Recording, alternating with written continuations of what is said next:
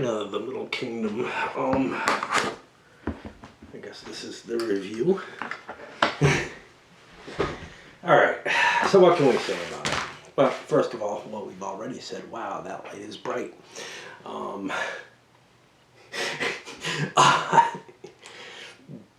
This is the first time it's come on during when it's staring at me. This is a Britannia style game. So the first thing is, will you like it or not? Do you like Britannia style games? For whatever reason, I very much do not respect Britannia style games, and I don't like playing them opposed particularly.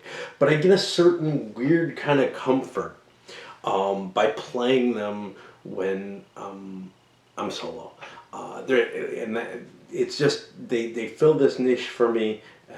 It doesn't make me say, wow, I really do actually like Britannia style games. It's just, I would put other things in the same realm. You know, I would get the same kind of kick out of, say, an Axis and Allies, or even more out of a Fortress America or something. That I would really, I don't, Fortress America is kind of cool actually, but I don't terribly, I'm not that impressed with the design in any sense, and I find them unpleasant to play opposed, all the die rolling and everything.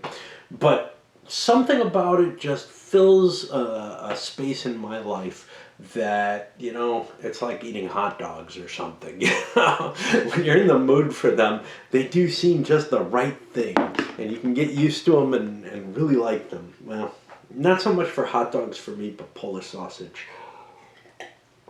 I don't respect it, but okay. I actually really like Polish sausage, so I don't want to try to stretch this too far. But you know what? I would never invite somebody over to my house and say I'm cooking dinner and cook them Polish sausage. I might cook them macaroni and cheese, especially just, you know, simple homemade on the stove type stuff, not the box stuff. There was a day when I would have, and thankfully no longer there. It was a very long day. All right, let's talk a little bit about components and we'll get into some other stuff. The map, garish design, some weird choices where they've given express information about different territories. The representation on the map, there's at least one place where, there's really only one place, where what the map appears to show is different from what the rules say.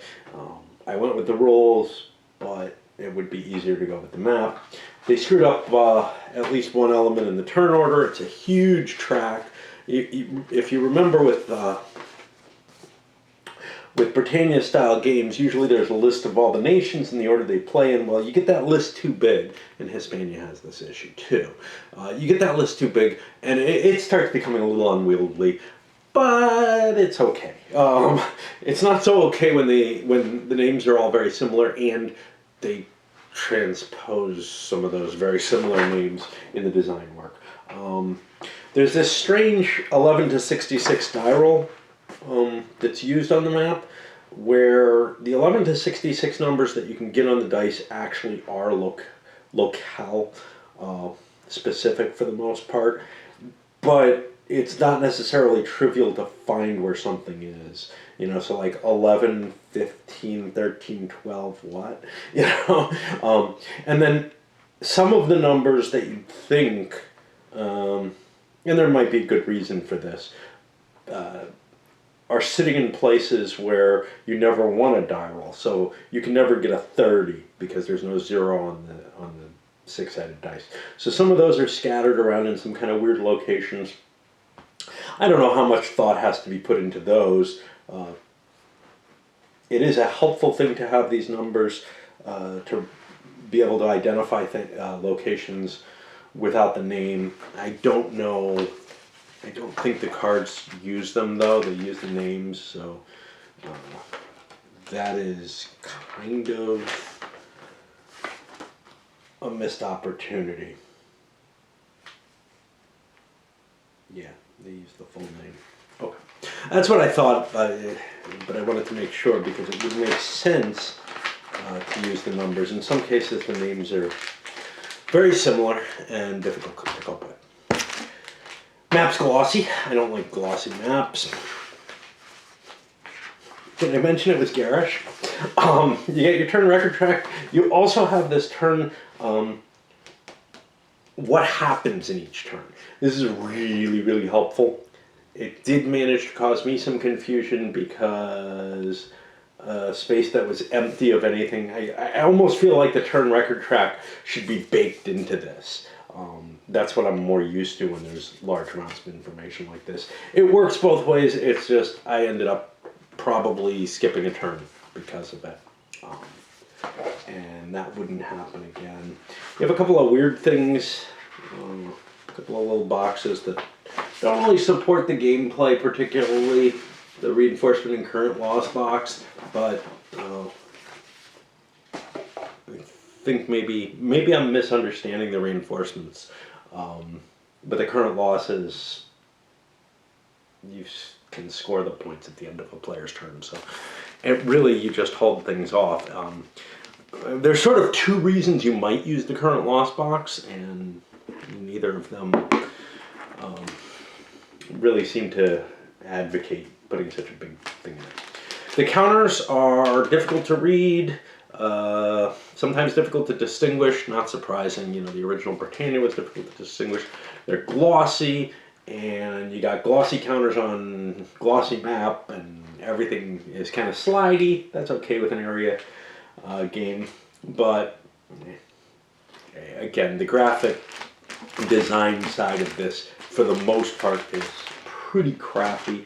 That's not surprising. Decision Games does not have, especially in 1990s, does not have a really good reputation for that. But these guys are just a joy. These nice big, this might be one of the earlier games to do this. Really nice big poker quality cards. They look more like tarot quality cards. One for each nation. You got a lot of nations. This is from a period when putting a good deck in a game was not a trivial thing, you know, for small print runs, whatever. It's become kind of common now. You can call, you know, you can get GameCrafter and they'll print you a deck of your design, you know, just one of them for whatever amount of money it is. It's not a lot though, and you know, games are much more commonly coming out with these kind of quality cards, but these are really, really nice. Problems with them, some of the information on them is a little ambiguous seeming, and there is not good clarifications in the rulebook. There is an S&T magazine article that's been reprinted for the game. You know, if you've subscribed to S&T, that kind of sucks to get a copy of the same article again, I guess. You're paying for that paper that you already have. On the other hand, I found it really, really helpful to have a discussion of the historical situation. So, much as I like to grump about everything, haven't you noticed? I mean, I cannot find something that I can't find negative aspects to, and I do kind of explain why I do it that way. It's got to do with I'm looking at a very at a very early level in the gameplay. I can't tell you, this is a remarkably balanced game that has gone, you know, that I've been able to put through 20 plays, and every one's a nail biter. I can tell you that about coin games because they're designed in a way that, of course, I find distasteful somehow eventually. That does turn them into these perfect, really competitive things at the end. But that sameness of the competition just ends up, you know, it turns me off eventually, just like anything does.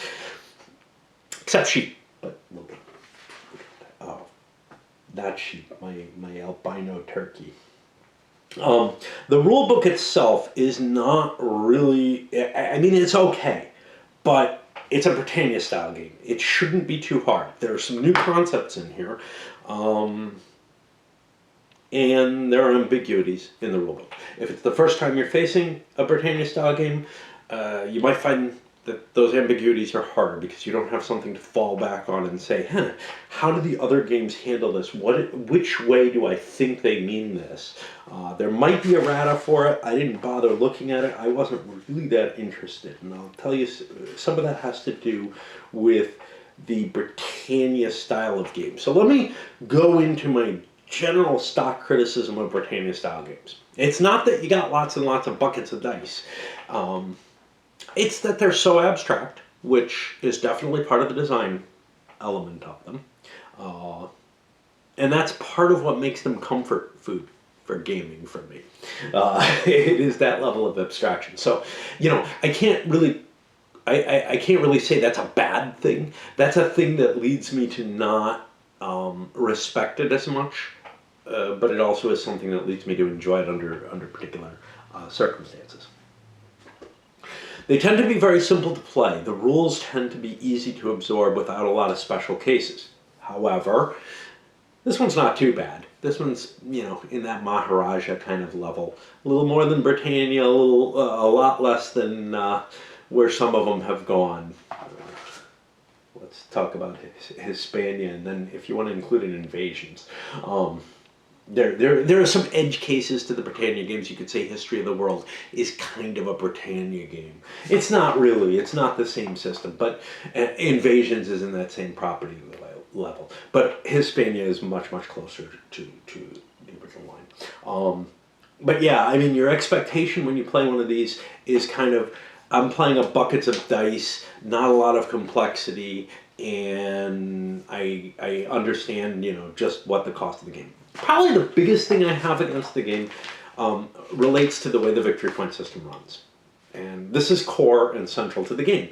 You have certain locations that each of your nations has to sit on specific turns, certain things it has to do on specific turns. It's all very scripted. Nothing terrible about the scripting itself, although, I immediately start thinking, and if you look at some of my other stuff, and I won't talk about that too much here, you immediately start thinking about, all that scripting means that I can't represent more general stuff. There isn't going to be a what if here. What if Genghis Khan moved in this direction instead of that direction on the map? He's not going to want to in most Britannia-style games. And in fact, that gets to the worst case for me in Invasions, where there's absolutely no reasonable reason to direct the players in the directions they go. This game actually takes a somewhat different approach to that. It loosens that scripting. And in general, I think that scripting is kind of disturbing in a little way, but it's a way of preventing unreasonable things from happening. This game loosens it to such an extent that there are countries that may want to do unreasonable things, and they're capable of doing it. For most of the game, it's probably not a problem. But for the 20th century stuff, I found things that were just unacceptably unbelievable. There's also a broad design idea in the game that is never explicitly stated. But there's this sort of mixture between pieces represent your population and how you end up getting military power, and the military power itself. And so it's not absolutely clear to me what it means when a piece is in a space. Are you talking about the population there? Are you talking about the military there? And that gets kind of blurry in certain periods, and I think it's intentionally done and left in that blurry fashion. And my goal in looking at this, one of the things I wanted to take away was the excitement to try to design something that takes a similar type of basic concept for a game and segments those two and says, no, I want to concentrate and understand that the military could actually become disassociated in terms of cultural positioning. Maybe a little less here. From the society that it's ruling over or occupying or whatever. And there are certainly cases where that happens. And interesting things happen because of that. Like a dynasty absorbing other populations. This game has. Oh, I was looking at the basic Britannia system. So another thing about it, about those victory points, because they really are the thing. The scripting isn't that big a problem. You have to look these up. There's a cost, and it's difficult to do at times. It's hard to remember what and when happen. Things happen. It's very easy to make mistakes or notice something at the last minute, which is very related to something else. When you walk into a game of a Britannia-style game, you got no idea as you're playing how well anybody's doing. If you're me. You have to do something beforehand. For me, what that means is I've played the game a few times, and I have kind of an idea of where it flows. It may be possible to zone out on all the different cards, and each player has a pile of these. There's like 40-something of them, right? And try to get a view of how the game is going to play as a whole before your first play. I don't think I'd be capable of doing that, and I don't think I'm being terribly conceited to say I doubt that there are a lot of people who could. There are people, though, who are better at it than I am, who will notice the couple of really special cases, and in this game that's probably good enough because most of the countries in the game have very generic victory conditions. They may not be collecting victory points every turn of the game, but the victory points that they collect are in most cases, I get 1 point for plains and a half point for highlands, and I get that every victory point turn. Okay, but over half of them don't. Okay, a lot of them have an end point where they stop getting victory points for territory. A number of them get boosted victory points, like double that. 3 per highland area or per plains area, and 1.5 per highland. And then there's a small handful that have very specific victory conditions, and a few of them that also, in addition to their normal types of victory points, get them on specific turns, get them for killing units, or get them for killing units when they attack, but not when they defend. All kinds of little special cases here where it's hard to get that whole gestalt value. All of that is standard for Britannia-style games, and I really believe it's all necessary to the design, as it's been worked out. And there's issues with having a design like that, It makes the game hard to approach, and it's hard to approach. So it's not hard to approach. That's the wrong term. It makes it hard to assess how well anybody's doing, what you should be doing, elements like that, without knowing everything ahead of time. And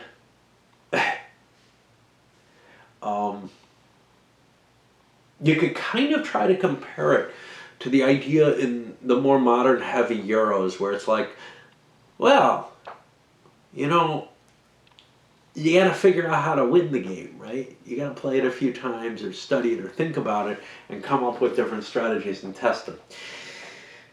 It doesn't quite work here, though.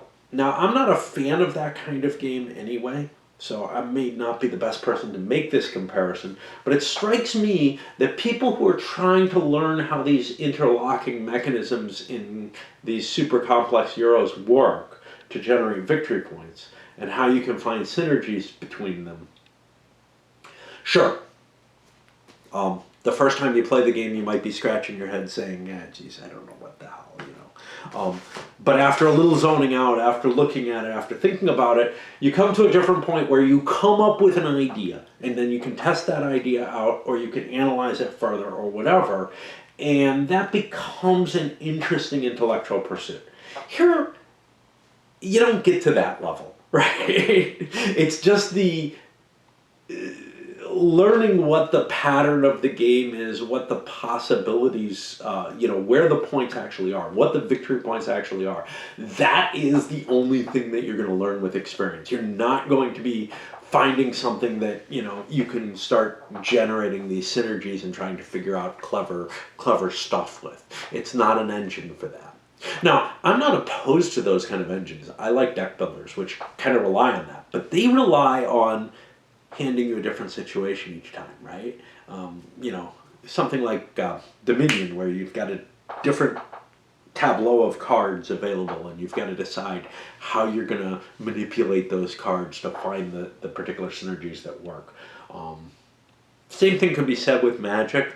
It's not really the case. Like in Magic, you can optimize and make, your deck for this situation, your deck for this situation. It's just out of your whatever your world of cards is. But what ends up happening is you get a concept for a deck, and then you stick to that concept, and that becomes sort of the limiting factor, and that helps drive something interesting in the deck building, in the deck making side of it. Okay. Another thing that Britannia style games sometimes have is, the fact that you don't know how the victory points are going to be.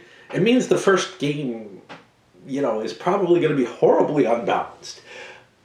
But they tend not to be terribly well balanced.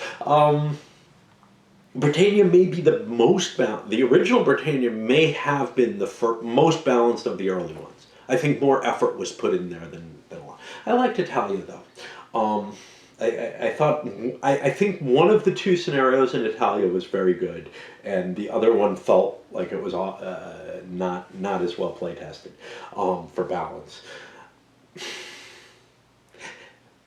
It is possible for players who really know the game to try to make sure it's balanced. Things that they do in the game, they're able to impact other players. But it's not, like a game of diplomacy where if somebody's getting ahead, you can all kind of gather together and knock them down. There's some baked in. If there's an imbalance, it's baked in. It's not like just one player's doing better and now you turn against them. And it may be possible that there are situations where if you let somebody get a jump in the game and they have a lot of points coming later in the game, they will not be, you cannot stop them, essentially. I don't get the feeling this particular one is terribly well balanced, but I can't really speak to that with any authority.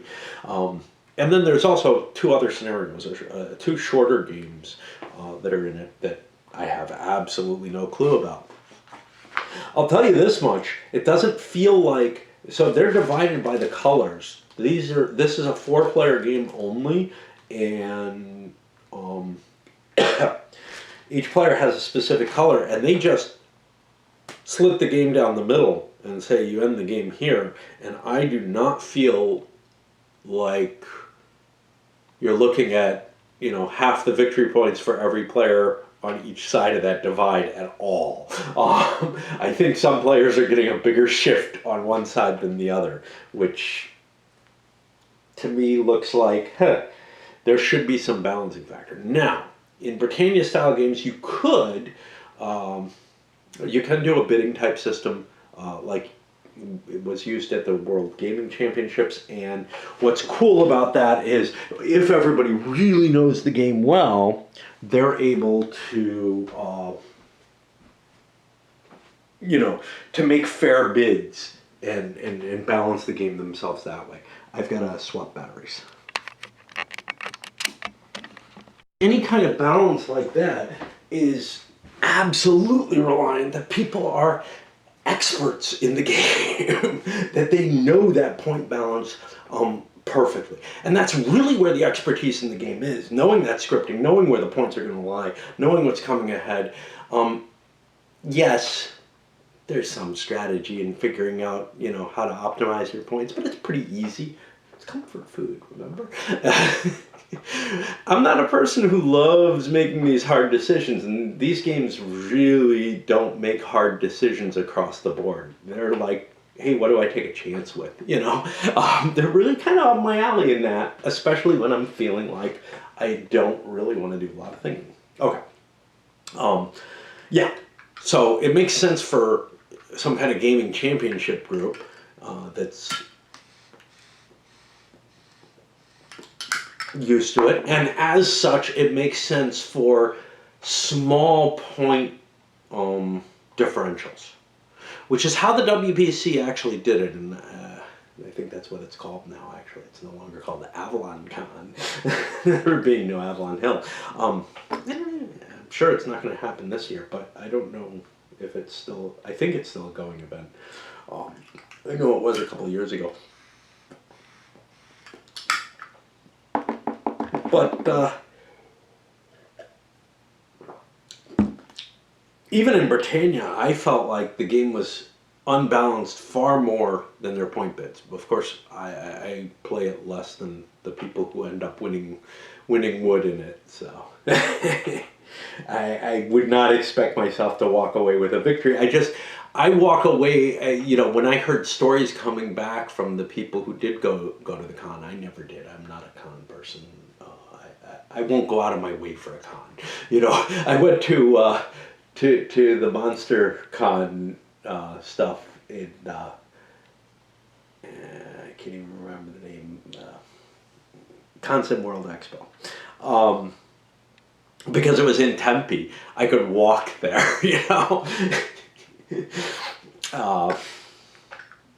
Yeah, it was literally about a 40-minute walk from my house. And if I took the train, it took me about 25 minutes. Assuming I caught the train, luckily.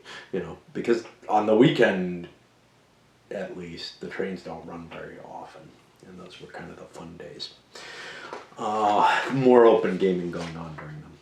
Okay, what about this particular one? Let's look at the peculiarities here.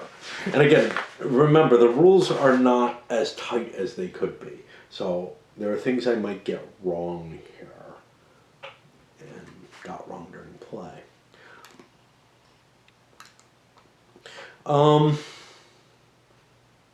So things that differ. You've got these foreign concession markers which remind me of what I vaguely remember factories being like in Maharaja.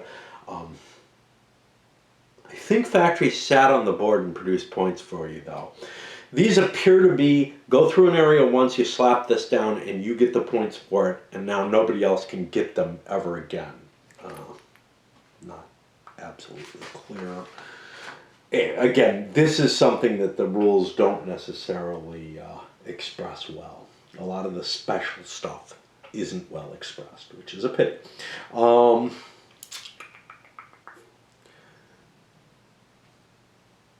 It's got your normal counting population points. It's got very Britannia style. There are 1 point for plains, half a point for highlands. But there are a couple of countries who have, hey, you really like this area and you get better population off of it. Which is an additional layer of that stuff you got to keep in your mind. It's not too bad, but I could see it happening kind of oddly.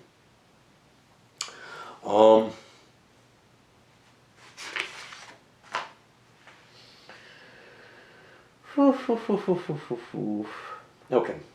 You've got some weird ways that countries show up on the board. So you've got this concept of rebellions, which kind of show up randomly within another country on the game. And you've actually got at least the Han Dynasty breaks into 3 different rebellions. And those can, be big chunks transferring over. Now, in Britannia-style games, in a few cases, you have things where one nationality becomes another. Think in Britannia, the Romans become the Romano-British. They could just get replaced with different pieces. And now they are a different country with different victory points. And in that particular case, different quality of military. You have also uprisings, which seem to show up in empty areas. What's not specified here is whether or not uprisings can be prevented by having a well-ruled, completely covered country. Like if all the spaces an uprising could happen in are containing pieces, there are no rules for what to do in that circumstance. What I did was said, well, the country can't happen. You can prevent countries from coming on the board. That may or may not be something that's particularly desirable to the person who has the control over that. And there's probably at least some people who don't think it's that great an idea. So it's unlikely to happen. But it is possible. There are cases where some of these imperial dynasties are so big that they control most of the map. And someone else trying to let one of these uprisings in may be giving up something more important to them. So it is possible.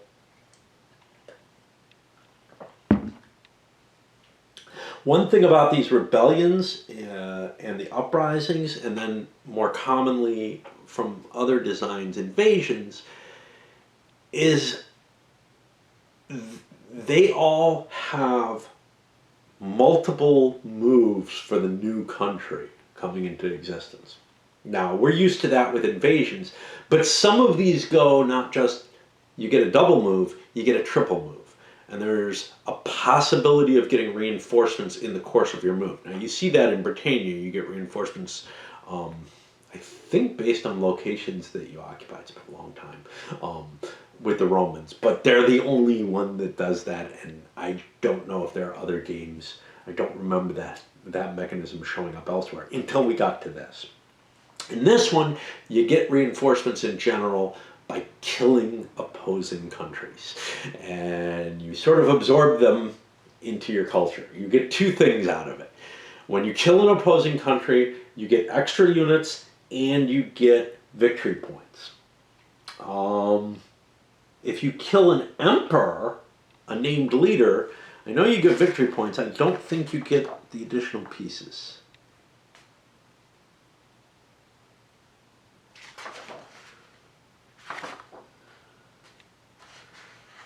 I can't find the rule on them. I'm pretty sure you don't get it. But when you wipe out a country, you get two things. You get a set of victory points equal to the power number of that country, which is represented here. And it doesn't necessarily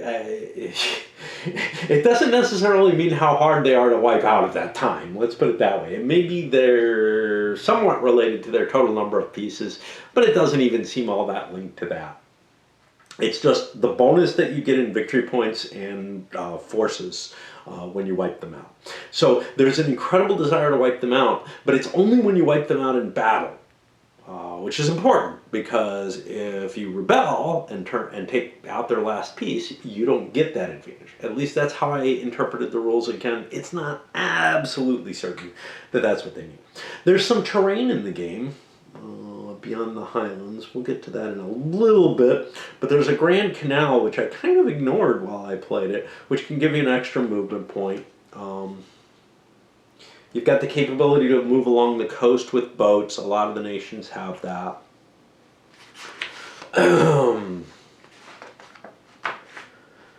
Combat is not exactly the same as in Britannia. The attacker has an inherent advantage in this game.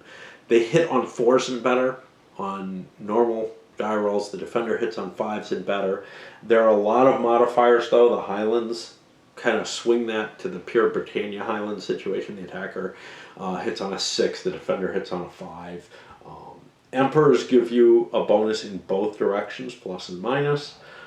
The Great Wall gives a penalty, and that is not well defined as to when it's applicable. I limited its applicability to you immediately cross the Great Wall. That may be a mistake because it's easy to get around by going through a breach in the wall and coming somewhere else. On the other hand, you're not really impacted by the wall if you do that. The foreign powers are very, very powerful. They hit on a 3 and are only hit on a 6. The Yuan which is the Mongols have a number of advantages where they're able to ignore a lot of terrain in addition to being like a foreign power. Each player has a one per game, two one per game tokens. One of them allows them to completely replay a battle that they didn't like the results on, and the other one allows them to take +1 to their combat value for the attacker only. Huh, didn't realize that. I may have cheated. If you wipe someone out and you're wiped out at the same time, you get the victory points, but you don't get the troops. The retreat rules in this are a little different than in most Britannia. Most Britannia games allow you to retreat into empty areas, not in this game. And that can cause some significant differences because you don't have to block off all the possible retreat zones for enemy pieces. You just have to make sure that they have no locations where they have armies that they could retreat into. And that's a big deal.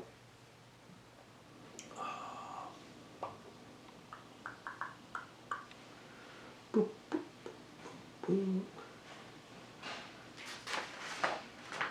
Oh, wow, we got multiple rules about, there it is. Yeah, you only get the points for killing an emperor. There's certain nations that can be conquered and then reappear, or maybe can't be conquered. Special rules on each of them. Like I said, we had special rules for these uprisings and rebellions because a lot of the new dynasties, new powers that came into play in China were from within, rather than external forces invading. So you have the worry more about the dynasties than the people in a lot of cases. You have certain countries that two players play, and they don't get new population unless they murder somebody. But it's kind of an interesting thing where one player gets to play a move with them, and then the other player gets to play a move with them. And they both get points for locations that they end up in, as well as each getting points for whoever they kill. Overall, I find this somewhat of... I'm thrilled with the idea that it covers China. I like some of the innovations it takes in principle, but I find it subpar. The par being Britannia. That's, I thought Italia was better than Britannia, but between the garish graphic art, which has an impact on me, especially when I'm playing something that, I think that's supposed to be comfort food. I want it to look attractive, not these horrible bright colors all over the place. Bring me Redmond Simonson. He went through a short phase where he used too much color, and it wasn't always pastels. But yeah, the ambiguities in the roles, the feeling that it's not balanced, the blandness that comes from disassociating nations from that scripting. It's a key thing. That scripting is a key thing in most Britannia-style games. I can understand it for a lot of the nations here too, and that's part of the thing. If you're a dynasty that wants all of China or doesn't really care, you're a rebellion or something like that, it makes perfect sense that you get points for everything. Surprising point values for nations. Hey, I just get twice as much as anybody else does for the territory that I hold. So I look like kind of a small thing. Most of the small countries don't get that kind of bonus, but I do, and I'm worth as much as like an empire, one of the big dynasties is. And why is that? I don't know. Just adding to that burden of what you have to know ahead of time. It's understandable. As a design element, it allows the designer to say, look, You had better wipe this out if that player is in contention for the game. It's a big point changer for them. Even though it doesn't look it, it's not big and can't defend itself. I can understand that. The I think a greater effort should have been made to script the foreign interventions. Those in particular, 19th and 20th century operations that were happening way outside of reasonable scope, especially the Japanese going way outside their supply line and not being able to, just in positions that were untenable by any means, and for reasonable reasons. Um, Britannia style games are never particularly historical. And again, I'm not a big fan of these games. I'm really not. I don't respect them terribly much. I don't enjoy playing them with other people. They take too long. They take too much effort to pay attention to all the different cards. I do get a kick out of them solo. That's their sweet spot for me, and I find myself wanting to play them solo much more often than I want to play them opposed. Even though they're easy games to teach comparatively. Yeah, I just feel like this one's a little subpar. It could have used more development work. I am guessing if it's unbalanced, it could have used more balancing efforts. Maybe a system of, you could even just give people some points to balance the game. It's similar to the bids, if you just admit it. But if the game didn't get tested enough that people were handing in, plenty of sheets that showed what the differences were, that's meaningless. You can't do it off of a couple of playtests any more than I can make an informed discussion on the balance.